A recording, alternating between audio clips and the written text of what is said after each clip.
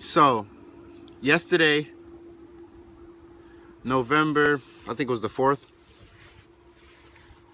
Thursday, right? I said at 10 a.m., I tweeted out, well, let me tell you exactly what was going to happen. I was going to buy some BTC,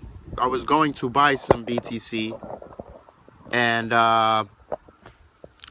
before I buy anything, I like to put myself in the habit of drawing up support resistance zones, draw up some trend lines, see whether the market is consolidating, whether it's in a channel, measure the channel, blah, blah, blah, blah, blah.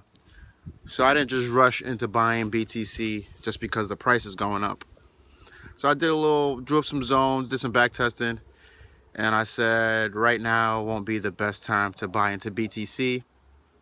I think that the bull run was due to FUD around the Iceland Pirate Party possibly winning, and also some FUD from the Hillary and Trump election. And Bitcoin is a risky asset, and if you don't know, in times of uncertainty and inflation, risky assets go up. Now, before I continue, for some reason people think that I'm against Bitcoin or I'm just strictly altcoins. I invest and trade. I don't day trade, but I swing trade crypto altcoins to get more BTC. When I get this BTC, I don't change it into US dollars. I keep the BTC and I reinvest maybe about 10% of it into other ICOs. I'm very specific with the ICOs that I don't just drop a little bit in everyone. That's not my strategy. And I do this to get more Bitcoins. And I make videos for people who are interested in doing the same thing. Now, when they get their Bitcoin profits, they can choose to change it into US dollars and do whatever it is that they believe. I think overall, Bitcoins and cryptocurrencies are very bullish. Just because I say it's bearish and in the time, that's just the trader in me, and that's just what I'm seeing, and I'm gonna say what it is. And if it's bearish, that means I just might not buy right then. I might wait until it swings down to a pivot point, you know. So by no means am I against BTC. I do this all to get more BTC. But I saw that one, like I said, it's fought around the pirate party in Iceland, and they didn't win, so that fight is dying down. The presidential election is coming up soon. The fight from that is going to die down a little bit, and Bitcoin is at a heavy support. I mean, a heavy resistance zone. And from my experience, cryptocurrencies mostly respect major support and resistance zones. The lighter ones in between, especially on these smaller time frames, like 1 hour, 15 minutes, is just like you're just super wasting your time. But it's 1 hour and all these time frames. These levels are weak levels, so you got to go to the really bigger levels, or else you'll just have a million lines on your screen, distracting yourself. You know, so uh, to and why I say that, a couple days ago I looked at BTC USD.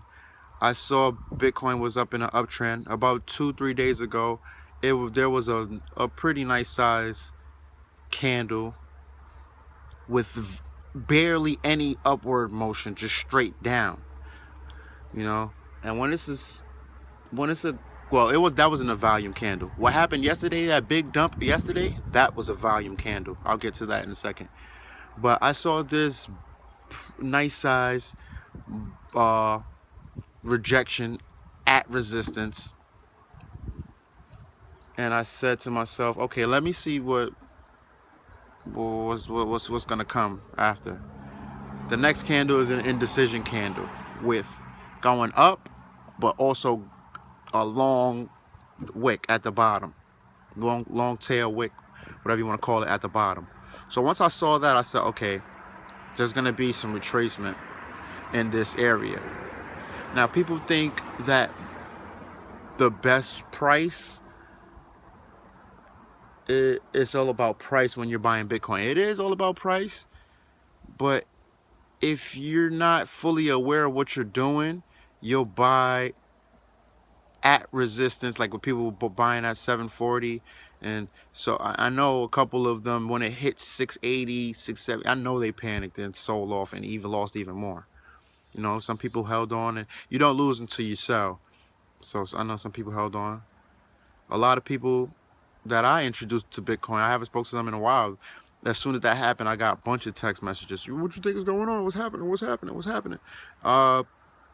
Listen, that's why when you ask me, you know, and a couple of them did ask me, you know, you think it's a good time to buy? You think it's whatever?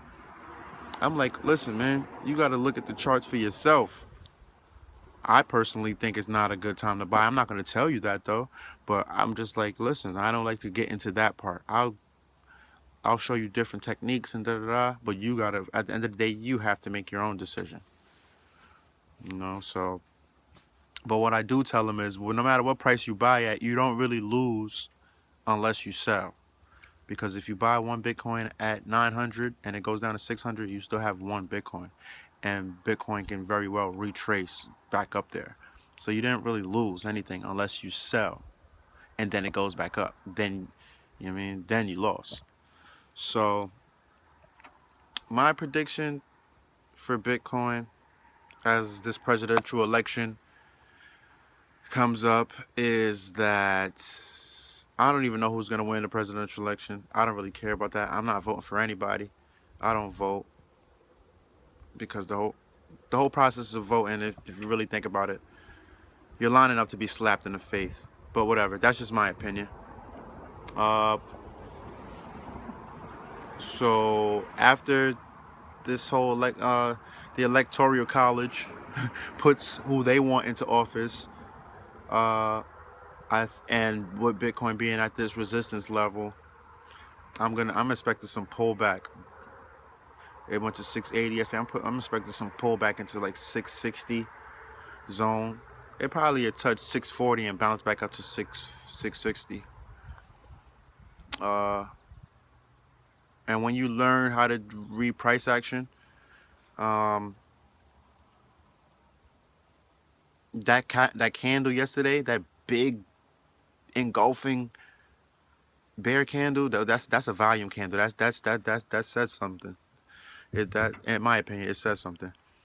And a lot of people, I'm gonna close it with this. A lot of people ask me, you say if you learn price action, why don't you teach price action? I can't teach you all the tricks in one because you won't really be able to take it in and understand it if it's all just thrown at you. That's why I'm working on this.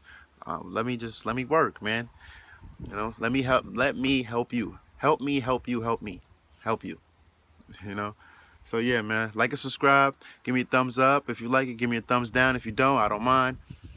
Share this around. Let's get to 1,000 subscribers and keep chasing those coins, ladies and gentlemen.